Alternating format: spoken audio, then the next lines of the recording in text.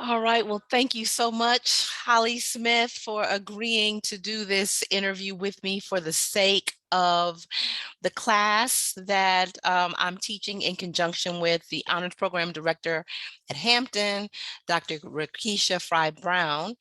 And so the class includes students from Spelman, Hampton, Claflin, North Carolina Central, and Prairie View. And they are charged with designing a ritual that they think speaks to the needs of their campus.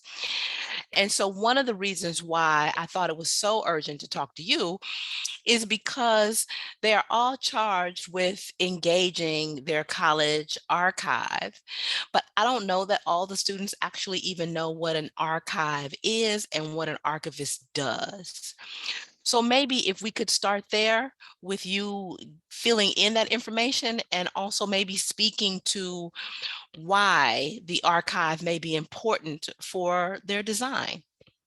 Absolutely. And a huge thank you so much to you, Dr. Height, and all the other honors program directors and administrators at HBCUs, at the HBCUs included, excuse me, for having this conversation about archives, but also the broader idea of how that fits into a term I like to use called memory work. And we'll talk Mhm. some more about that term and how I think it unifies us across discipline. But that's an excellent question about archives. So when you hear the word archive or archives, you're talking about the act of archiving, but also physical location and item. So when we're talking about um, archival documents or archival collections, the difference between archival materials as opposed to say like a library book, so students, or anyone is familiar with checking a catalog, you know the exact title and name of the book.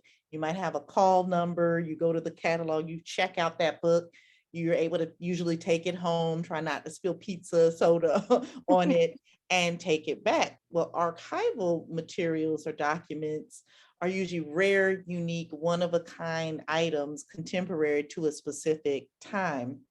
So, and they are often housed in what I'm saying that archives can also refer to a physical building. It's Mhm. either a physical entity that could be at a variety of different locations at a university, as part of a municipal building for a corporation or a community broadly. So we're thinking about archival documents usually being held in conjunction within what's called also an archive. You might again hear the word repository sometimes, but those are simultaneous.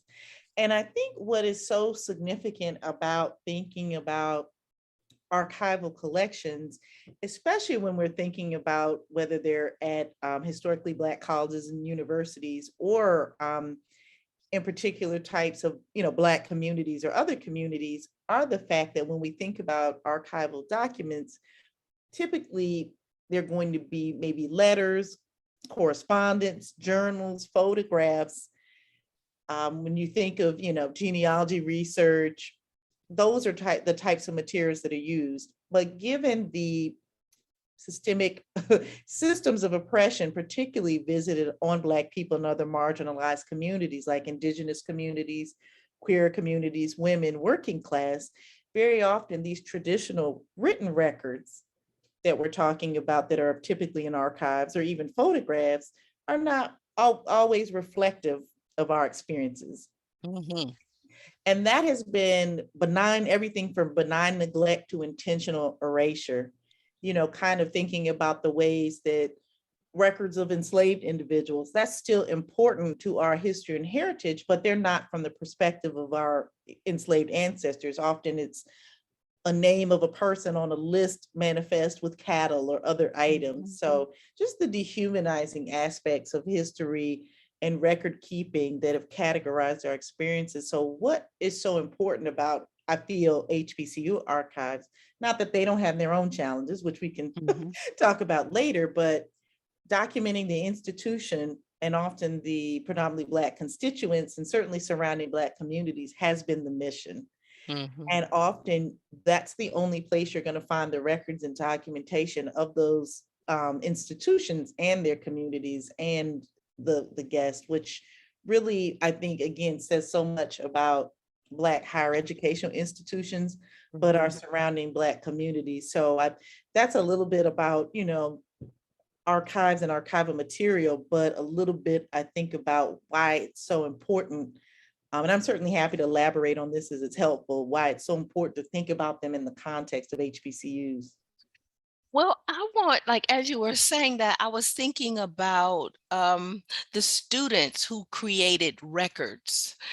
I mean, where do you think, or is it anywhere indicated if they were prompted to think about an awareness of the records that they were keeping in some way by their institution, given what you just described about the function of an HBCU, like in a recuperative sense, right? Like trying to recover aspects of Black history that were generally left out or obliterated.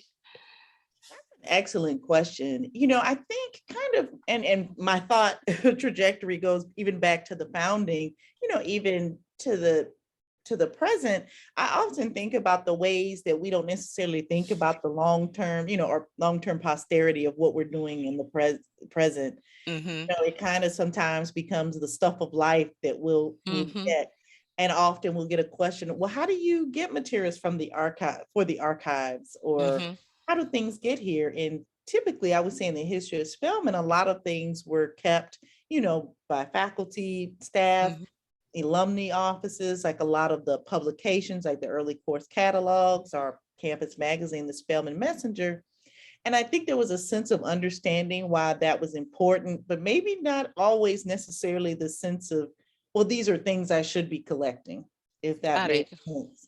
Yeah, but Okay. I really feel like there's a special tradition of the documenting just because of it being one of the two still existing historically Black colleges founded to educate women of the African diaspora, Bennett being the other one. I Mm-hmm. do just get the sense because of some of the breadth of our material, Mm-hmm. specifically related to the college, like the publications and the images, there could have been some of that idea about, kind of thinking about the ways photographs or documentation of Mm-hmm. Black educational institutions were used as a means of uplift and combating negative stereotypes. I think that could also serve some of the reason why things were documented. But to your point, I think some of the favorite things that I have in the collections might have just been things that were just saved because they didn't get thrown out, thankfully. Mm-hmm. Mm-hmm.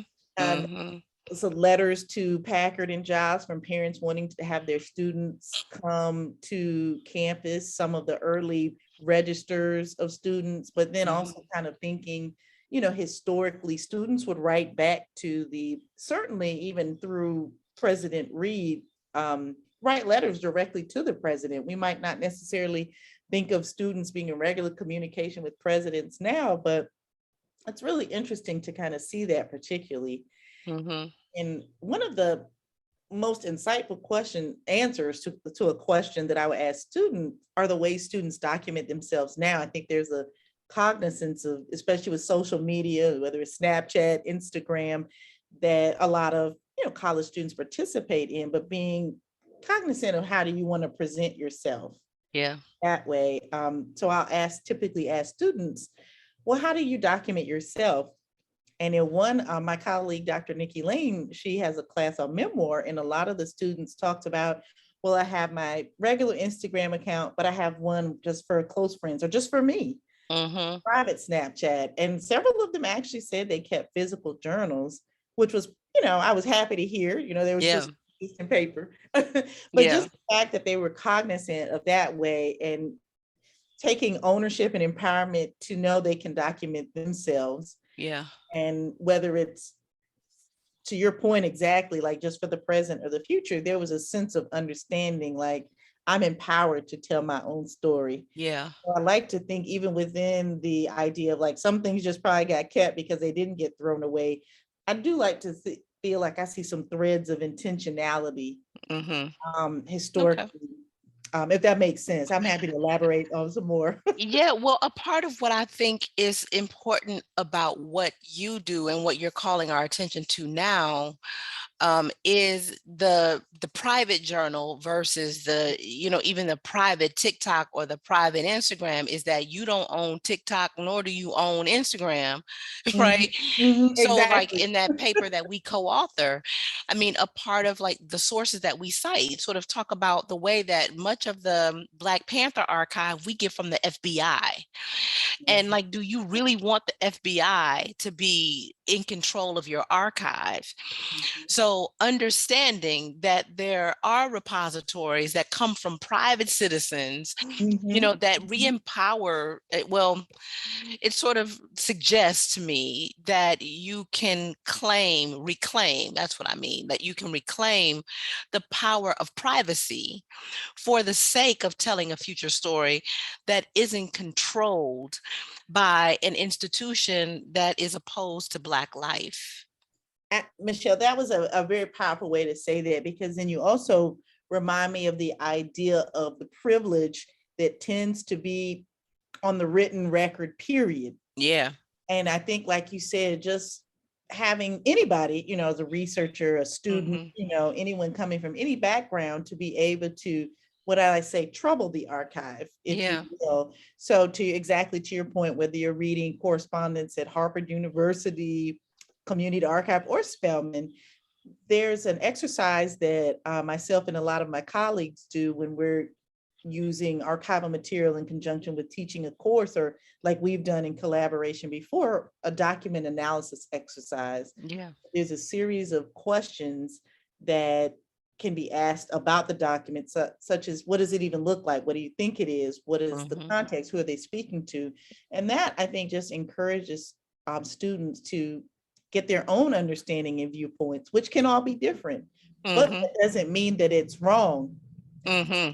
And then also, if we're reading, something, whether it's a letter or a document and a photograph, but then if you're able to talk, a person at that time, like you said, read a um, newspaper account, even reading, official records as opposed to someone's documentation, that creates a broader and more complicated picture. Hmm.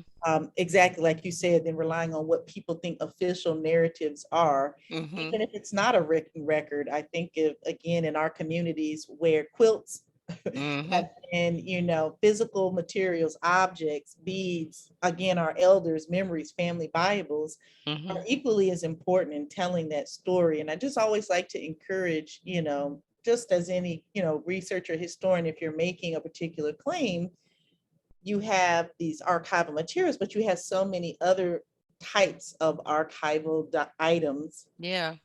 such as your own experience, your memory archive, that can help tell a broader encompassing story. And that's something especially, again, important to think about with working with communities that have not been traditionally Yeah. represented in the written record. Yeah. I would like for you to say more about your relationship to memory, because the way that you talk about archives and archivists and archival work with respect to memory work, there doesn't seem to be a rivalry between history and memory for you. And so I would like for you to sort of talk about your perspective about history and memory and archives and memory and how you see them.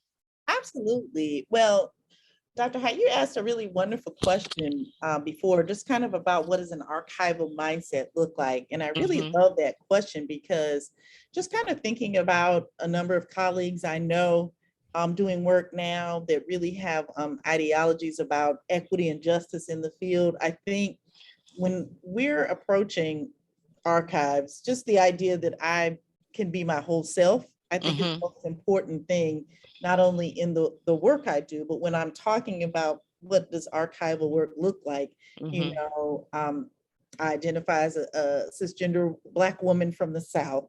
Hmm. And as opposed to kind of the idea around archivists, or what I say are supposed to be passive, neutral keepers of dead records, is very Hmm. inaccurate, disingenuous, and frankly harmful, Hmm. particularly thinking about historically marginalized communities. So for me, the idea, I like the word memory work broadly because I think it transcends training. Mm-hmm. I went to school for library science, but that does not absolutely invalidate somebody working in a community archive or doing genealogy. You're just intellectually curious. Yeah. I think that connects, us across discipline, Mm-hmm. but roots us all in care for our memories. Mm-hmm. And I think for me to be, what does it mean to be like an ethical, equitable archivist, but just a good Mm-hmm. person, Mm-hmm. is Mm-hmm. to be transparent in my own work and privilege of, where I come from, Mm-hmm. being at, prestigious HBCU and Yeah. seeing collaborations and knowing there's a privilege in coming, you know, from a certain institution, a Mm-hmm. connected with an institution, and also recognizing just because I'm another, Black person doesn't mean I Mm-hmm. can't perpetrate harm on Black people. Yeah, that's right. So, right, or the idea that we're all the same, and so Mm-hmm. therefore each, if I'm approaching a project that I want to work with someone on, or perhaps a donor or organization that we might like to work with them to get their papers or document in some way, just approaching with transparency and authenticity of who I Mm-hmm. am, but not taking for granted there's just this, there should be an immediate connection, or this idea of patronizing. We just want to help with all these resources, if that makes sense. Yeah. Yeah. Yeah, but I think of the archive now, what I'd like to, really construct it, rather than seeing myself as a passive neutral party, and archives are just dead records. They're full of life. And I know you and I have talked about them. They're full of feeling, Yeah. especially when you think about, records that maybe students haven't seen of, Black families and communities in the 19th century, or some Yeah. of these publications. And what I really get joy from is seeing the excitement, particularly of students, of seeing, whether it's connections to family that went to Spelman or whatever, but they see themselves. They're like, oh, my Yeah. aunt here, I see the pictures. Or I've had Glee Club students be like, well, we sing these same songs, or Mm-hmm. we do these same plays. And just that the fact that they can see themselves too and Mm-hmm. get excited, I think is one of the most important things, because that connection to the past in the present, but also Mm-hmm. looking to the future. I'm Mm-hmm. like, well, how do I, document myself? How can I contribute to these conversations? It's probably one of the most rewarding Yeah. things that I've ever seen in Nice. a position. Yeah, yeah. Yeah. So, I mean, for the sake of these students who are going to be designing new rituals, Yes. I thought it could be helpful if you sort of can share some of the rituals that we have at Spelman. But when we talked last time, I like you named things, and I hadn't even thought about how obviously they are a part of the HBCU sort of ritual tradition. So can you maybe name like what would be included on your list of rituals that we have? Absolutely. And Hmm. I give to the students, full disclosure, I did not graduate from Spelman, but since I've been here almost 8 years, I've been honored to be adopted. Same. Yes. We both I was say, like we talked about that. that's right. This is new. This is a new space for us. And we have been adopted, by Spelman. And we're honored to be in the family, but that is not our background. And I do like, and even, I'm always honored and grateful when the students are like, but you're a Spelman, or even alumni. That's, Hmm. honor. But I also like to be transparent, about the experiences. And like you said, come with an appreciation, and Hmm. having friends who've gone to Spelman, Yeah. for the rituals. I think, Dr. Height, one of the main ones that comes up, because we can actually get kind of busy around certain times, from alumni Hmm. or campus departments, to help kind of round out some of the conversations around rituals, particularly around certain events with archival documents or photos. But Yeah. certainly I think of Founders Day. Founders Day. Yes. Founders Day, just Hmm. thinking of the celebration of the founding of Hmm. Spelman College, April 11th, 1881, but it really should be Founders Week, because it's just really a week of Hmm. celebratory activities. And I know that's where it gets, the conversation around the white dress tradition, and, the first year students, particularly wearing their white dresses, and how that legacy, is complicated and layered in many ways. Like, oh, is it, respectability as opposed to, well, these traditions were at other institutions. And I Mm-hmm. appreciate those conversations because I think sometimes, and when you and I were talking about the idea of things that become rituals, oftentimes you may not be able to pinpoint an origin. Sometimes you can, but it's written, but it's like rituals can be re-examined, adapted, and Mm-hmm. changed while still being celebratory and hanging on to that history. And I, Mm-hmm. just the idea of even the expansion to have students not to just have to wear the white dress, but white, but pants Mm-hmm. was an important, might seemingly small, might not seem like enough, but an important adjustment, Mm-hmm. for students that might not identify, be non-binary, or if you're like me, I just enjoy wearing pants, Mm-hmm. and to not be able to lose sight of how important the ritual and tradition can be Mm-hmm. for a lot of people, but the idea that it has to be infallible, I think. Yeah. And certainly when I think about again ritual, I think about commencement, Yep. but especially reunion, because Yes. another, having gone to PWI, there are just certain things that Listen, girl. oh, Michelle, like, oh yeah, commencement. Oh, that's nice. I have not gone back to a commencement at William and Mary, but the fact that that's the time for reunion classes of the, the particular year, and it might be the zeros and the five, whatever, and there'll be tons of activities. That's, thinking about class day when the seniors can walk through the alumni arch. Don't you walk before that arch before. Right. And to your Listen. point, we laugh and chuckle, but people take it seriously. And as well as the students themselves are like, I'm not walking under that arch until I'm about to graduate. Yeah. But at PWIs, it never occurred to me that I was supposed to take a yearbook picture. Never.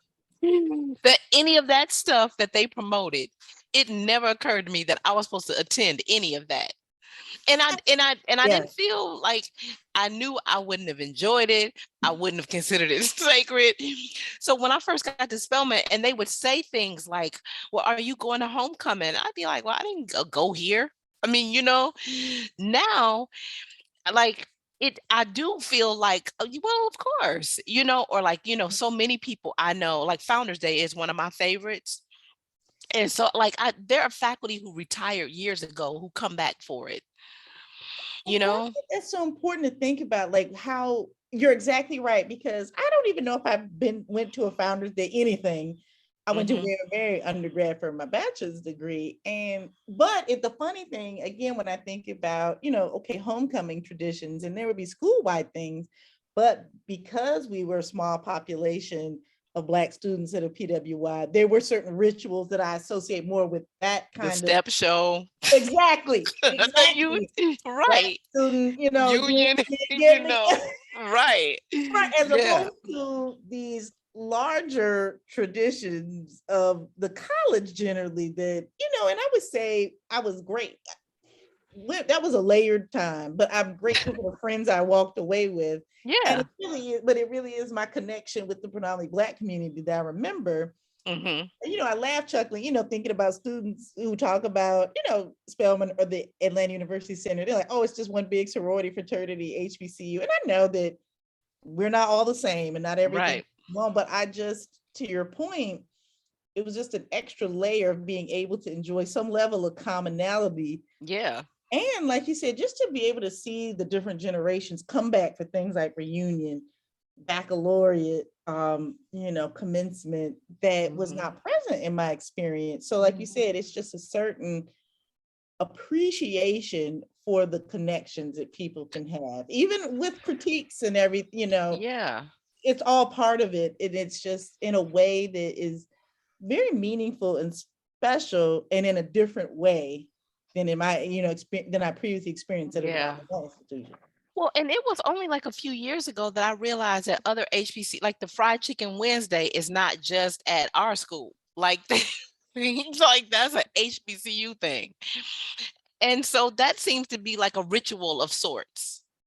And it's so, even think about that, like you said, Fried Fish Friday. I really would love to. So, thinking again about this could be a project for a student to do something across, because Uh-huh. how did it become that way? Was it rooted in some sort of Southern tradition? I Yeah. think about growing up myself in the South, but like, and then I think about Fish Friday, kind of more so along the lines of maybe Catholicism when you're Yeah, I was trying gonna say to. I'm Catholic, so you didn't eat meat on Friday. So the fish thing makes sense. But that chicken on Wednesday, what is that?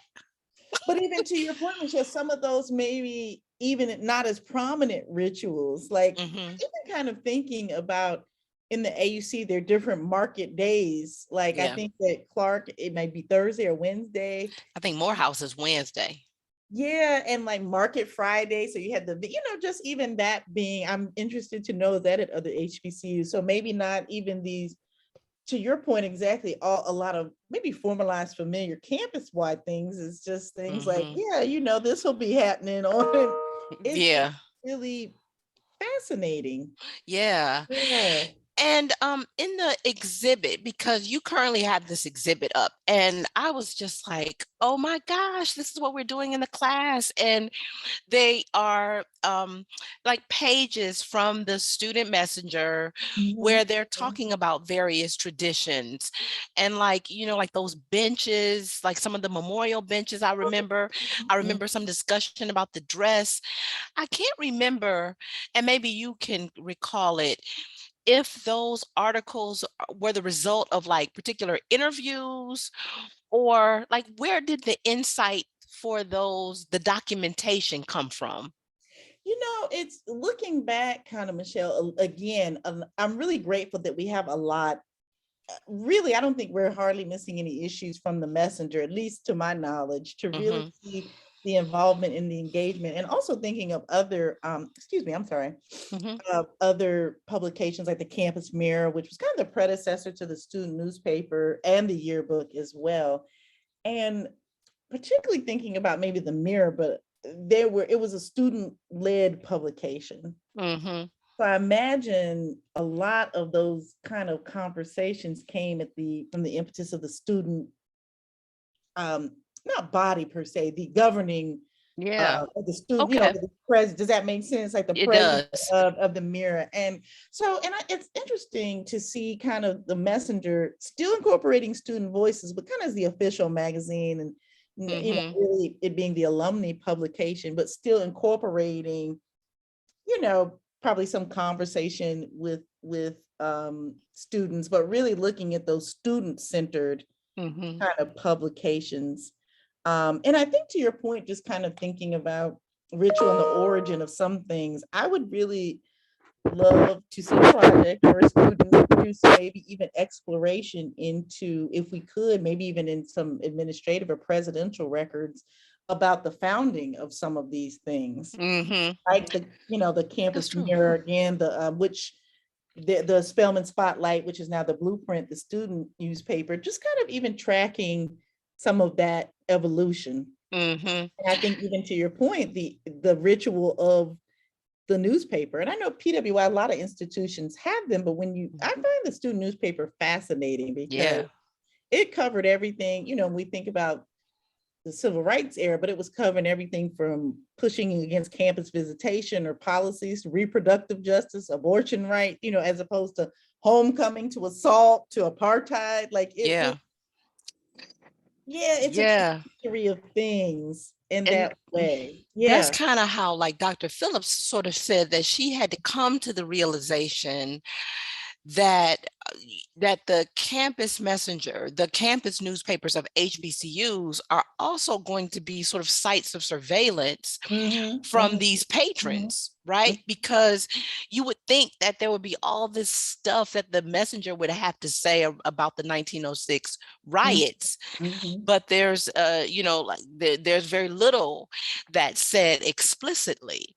So a part of like what you can read in the suppression is what it must have meant in terms of the context for these publications.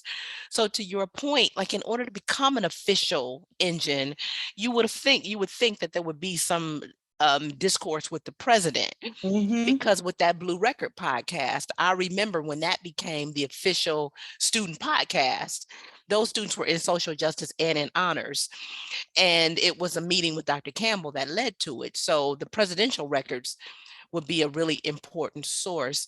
But Mhm, I think what you're mhm. also suggesting too, though, for the students is that they might want to bring their campus newspapers, journalists Mhm, into their mhm. at least the documentation of their ritual. Because Absolutely, those yeah. people could also, like, they might even ask you questions that might inspire greater clarity about why you've chosen to do certain things in a certain way. I totally agree, Michelle. And then getting an understanding of how the rituals have changed over time, like thinking about this Founders Day and Hmm. commencement, and that's not linear Yeah. from the time of, the founding of the school till today, and how things Hmm. changed, shifted, some things, removed, some things added. Um, and I think that's why it's so important to kind of getting back to the conversation about, even challenging how we just our reliance solely on written institutional records, to extend to talking to people, to getting an Hmm. understanding from people who were present at that time. And again, one of the things I enjoy the most is hearing things directly, particularly from alumni, or whether it's staff or faculty that maybe Hmm. no longer work here and now, but to hear about, those experiences, or like talking to Dr. Mona Phillips or Dr. Cynthia Spence or Dr. Beverly Hmm. Gott-Sheftal, who have gone to Spelman, and how that must be very different from being a student at a particular time to administrator, but in that being an important part of the conversation, to your point about, there are these institutional records, but it was so kind of pleasantly surprising to see how the student newspapers were really kind of very radical in a lot of their pushback for the campus, Yeah. and just and a number of political issues, particularly when we think about, students during the what we would call the classic civil rights period of Oh, six. yeah, I was gonna say, yeah, by that point, right. But then Yeah. they're still pushing back, like you said, about policies on Yeah. campus too. And I think, to your point, getting back at just what I feel like the power of sometimes that deep digging and research, and, getting into some of the archives deeply, you can learn more of that kind of story, maybe rather than particular narratives that, any Yeah. institution Yeah. likes to focus on, as opposed to, well, that's part of the story, but then there's this deeper Yeah. dive and understanding about our history and traditions and rituals. Right. Yeah. Well, because that's what, like I was saying to Dr. Phillips, and I know, like, and she like shares your perspective about, and like one of the students in our class, Amari Cash, was saying that it was with the expansion of the white dress tradition that she wanted to participate. And I have to say, I'm always an outlier in that, because I never quite understood. Like, for me, the beauty of the ritual is the recollection and the honoring of the women who only had one dress. So it's not about you, it's about her. So no matter what you like, it's the fact that in this moment, you're honoring her limitations. Mhm, Right. mhm, And making that a part of like your recognition of what it took for your moment to be possible. mhm, So like I think it's a reminder of the necessity of sacrifice. So mm, I liked it. mhm, So I didn't like, I remember the sort of discussion about why it needed to expand, but then I was like, but that's about you. Like mhm, that wasn't about what these folk had to do or sacrifice, or like what couldn't have been possible in the way that this made inclusive because of the consideration of the conditions, mhm, you mhm. know And I but really again, I was kind of appreciated like, you it ain't mentioning my school. So but I mean, I appreciated you mentioning that, because I think I participate. I went to, when I first started here, mhm, a Founders Day event. And again, I was glad to be able to participate in the process, just being mhm, new and having an appreciation. I also understand how people, particularly thinking some of contemporary students maybe didn't feel like they felt like the focus was too much on the aesthetics of ritual, rather than what you're saying, like mhm, being chastised for not having the right stockings or shoes or mhm, dress. And to your point, just even thinking today about financial insecurity among students. What if you can't afford that? The dress was too cream, and I have heard Mhm. some students feel like they were excluded, even the Mhm. idea about the idea of wearing pants being a big deal. So I think, and like you said, not going here, it was just really, I think it was a little disheartening to even see the conversation just shut down. But as Yeah. opposed to, like you said, just expanding and understanding, because I am of the mind too, like, because sometimes the idea is like, well, why even come here if you know these are the traditions? But there's so many reasons why people would choose, whether it's Spelman or Hampton. And I'm actually from Hampton. I didn't go Okay. to Hampton because I'm from Hampton, Yeah. but it holds a very special place in my heart. Having family been there, went to Yeah. events. And I think just the idea is that's true, but when you love something a lot, and I think a lot of us hold, special significance for HBCUs broadly, just what they represent Mhm. intellectually, socially for our community. And when you love something, it's okay to want to see it maybe Yeah. improve, change. And I Yeah. think that's just, it was disheartening to sometimes see the conversation just completely just shut down. So Yeah. I'm glad that when, like you said, when we're talking about rituals, and I think to your point, the sacredness comes from the communal aspect, from the ritual, the connection for me too, rather than getting at the semantics Yeah. of like, well, this needs to be, the candle Mhm. needs to be on the left side or That's whatever. it. And even things are, okay, maybe the candle has always been on the left, but what is the reason for it? Like you said, just getting at some of the deeper Yeah. meaning. Well, is it that big of a deal if it's on the right? Or how can Yeah. we shift it, improve it? Yeah, Yeah, because so I've I'm, had colleagues say to me, "Well, if that's what it had ever been pitched as, then I may have wanted to participate in what you're describing, but that's not the conversation. That's you. mm-hmm, Like mm-hmm, you've mm-hmm. made that. That's Yeah. not." And I was like, "Okay." I mean, because, I get that, and then because it was like, well, I'm an outsider, so this is Mm-hmm, the way I approached it. But what students don't know is that we also have a dress code, and mm-hmm, the first time I participated in it, I violated the code. So like you're supposed to wear, I think it's either at commencement and baccalaureate and Founders Day. Like there's a code.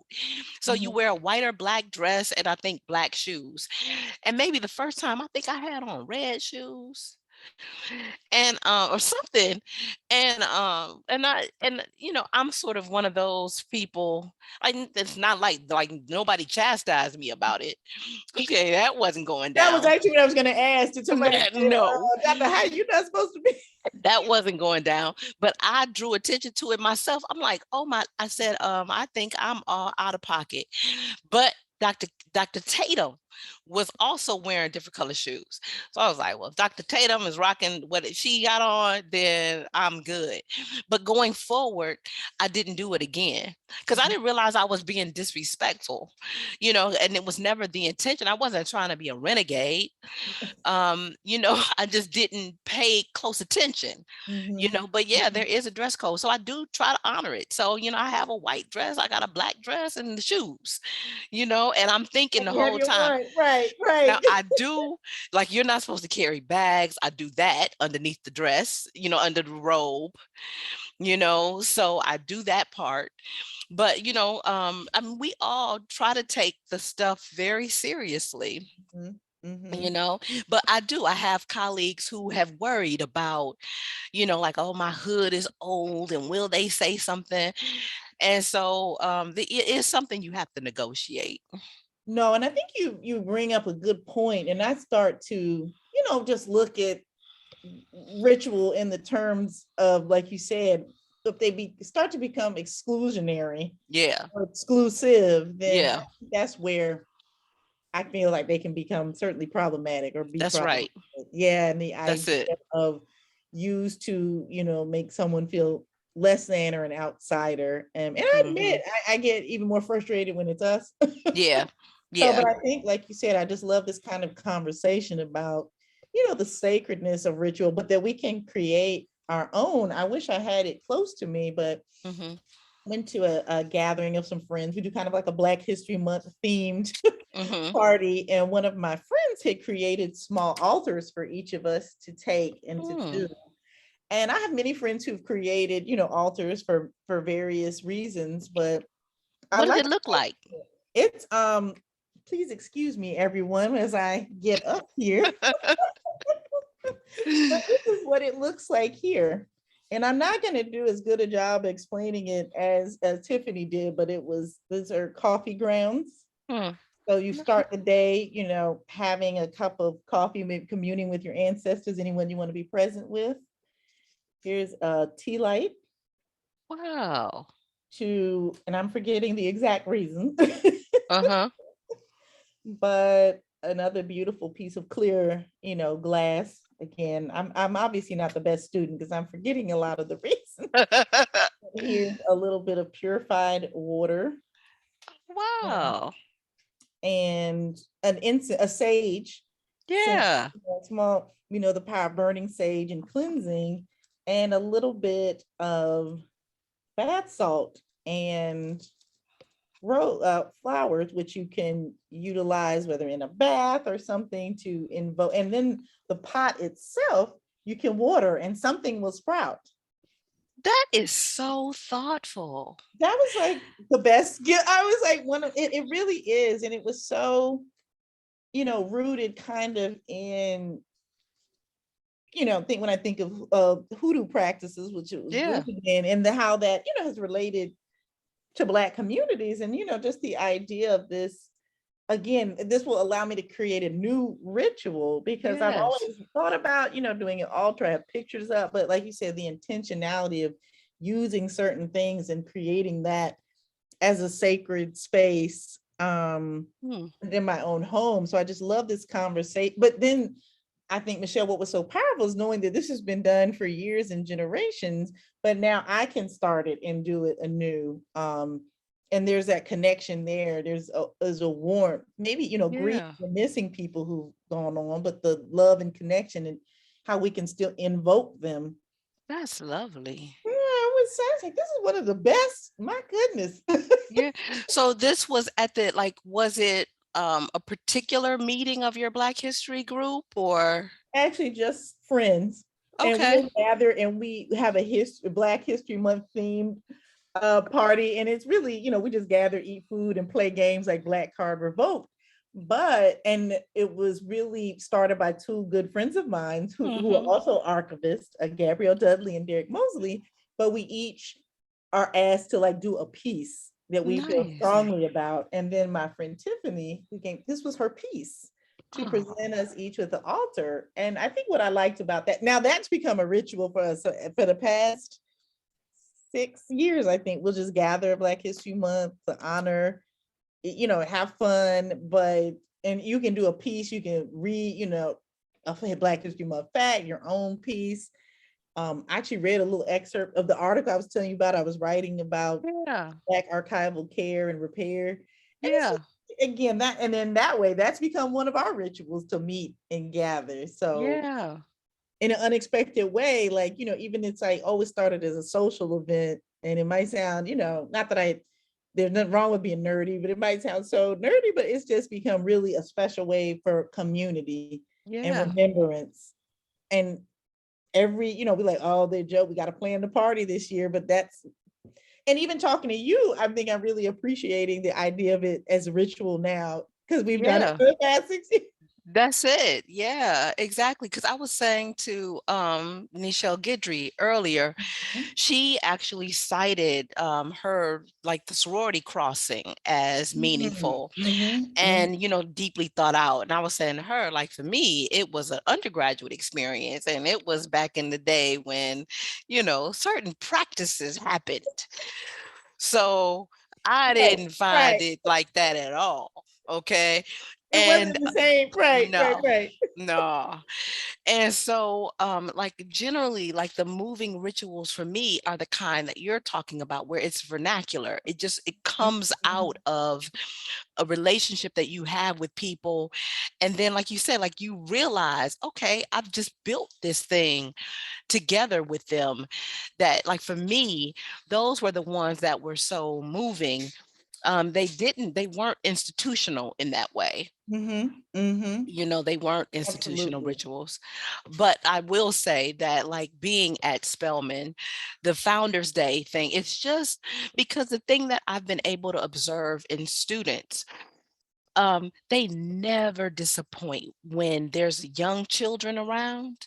It's Mhm, like they understand the responsibility that they have to present this elevated like portrait of themselves, mhm, mhm, and like they just seem to like move into that moment when there are families there and their kids mhm, there, and you just see them step into this, posture of being a graduate, right?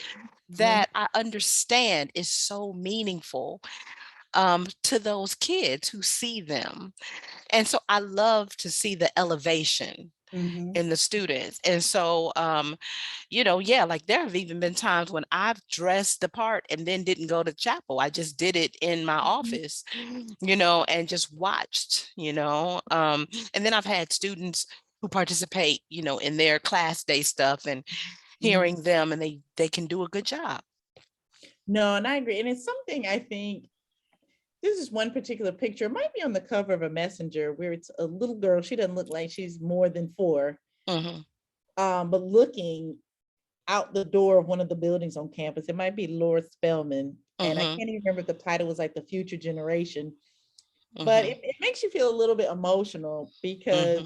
it also makes me think about I'm writing a piece now, kind of reflecting on my experiences as a Black woman memory worker, but the ways in which Black women, especially, have held me as mentors and guides. And I think Hmm. that's another special thing about seeing the rituals on campus. Not Hmm. that it's just restricted to Black women, but being in a primarily in a space centered on Black women and seeing Hmm.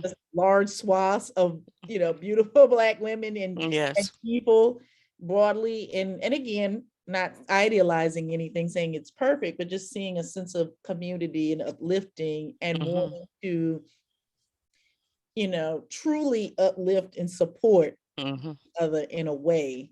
Yeah. That's another thing that feels, and again, coming, from a supportive family, but also finding my and friends, but finding myself in spaces where as a Black woman that has not been the case. Yeah. That has become, like you said, kind of thinking about an institutional ritual, but a personal one for me to, like you said, just Hmm. sometimes to come out and be in community in some way, particularly doing like whether it's reunion or Founders Hmm. Day events or commencement, Hmm. to be in community with the AUC community has Yeah. become a ritual just because, like you said, there are those moments where it becomes personally meaningful to me. And then I think that goes back to what you were saying about the idea of whether or not you fully participate in a ritual, just figuring out what parts or what is meaningful to you, Yeah.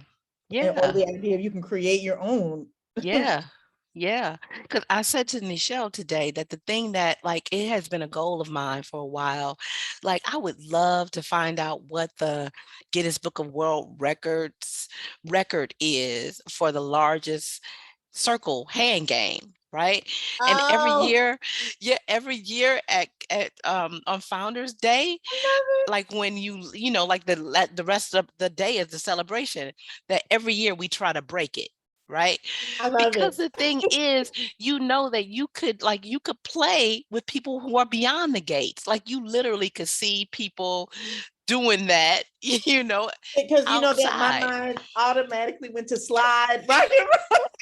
I would be, come on, we would be out there doing it. And Yeah. again, I think just kind of thinking, about those things that we, get.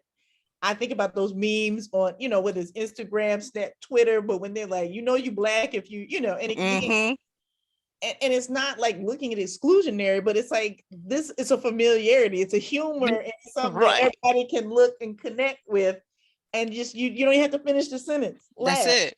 Yeah. I would Well, be and there for that. yeah, and like and I think the video was called "Let's Catch the Rhythm of the Hands," and it was based on a book called "The Games Girls Play" or "Let Girls Yes, Play," yes, yes. and I used to show that in my class.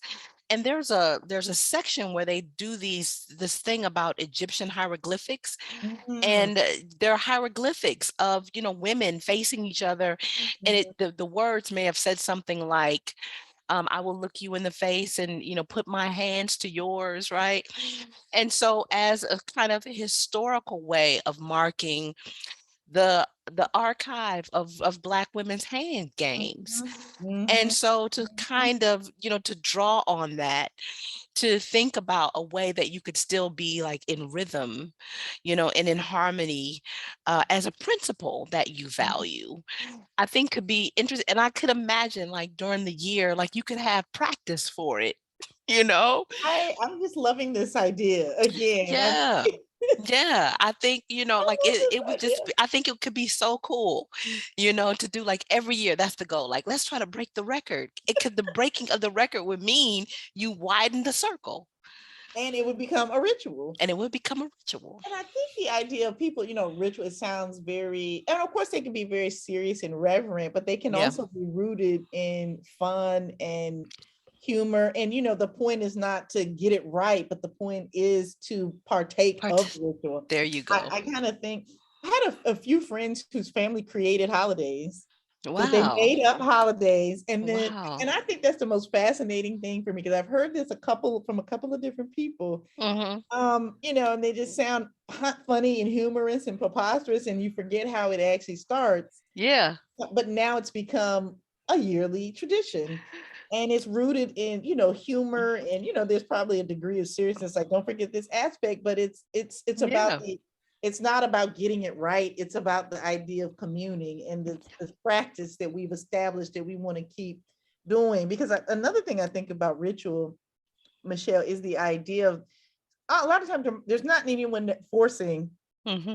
you to do the thing. Like, there's nobody forcing, or we don't have to, for a requirement, I should say, for like our Black History Month party, but it's something that we've established communally, that we look forward to, that we're prepared Yeah. for. And that's another thing I think about the beauty of ritual. It doesn't have to be about the rules or someone making you do something. It can be Hmm. self-created, self-enforced, for lack of a better word. But maybe that's another good question for the students to think about. What motivates you to keep up a ritual or Yeah. practice, period, especially one Yeah. that's self-created for yourself.